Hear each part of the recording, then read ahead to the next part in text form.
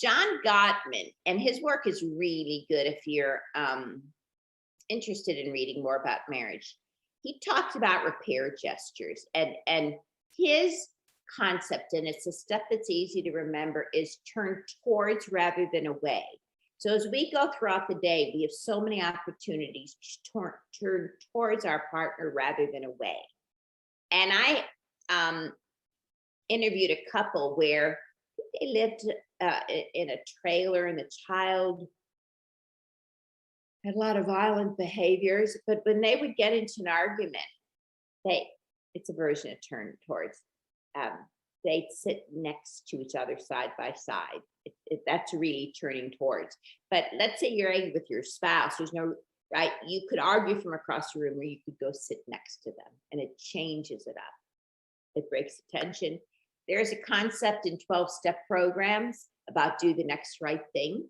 So let's say you said some things you wished you hadn't said, you do the next right thing. Or your spouse says something to you, right? You do the next right thing, which is often turning towards and acting how you would want your partner to act. My husband's version of repair gestures, you'll see a steaming cup of coffee. Just always bring me a coffee. We may have words and I end up with a cup of coffee, or I have a cup of coffee right in the morning. So repair gestures don't take much time.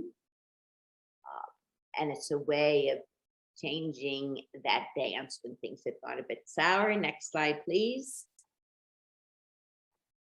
So I think this is my next to last slide. It says practice realistic expectations and realistic forgiveness. We could talk more about forgiveness. That's another day. But one mother said to me, she was not so great about taking care of her marriage. And she said, I have a special needs child. I can't have a special needs husband, meaning he had to do it all right all the time. And that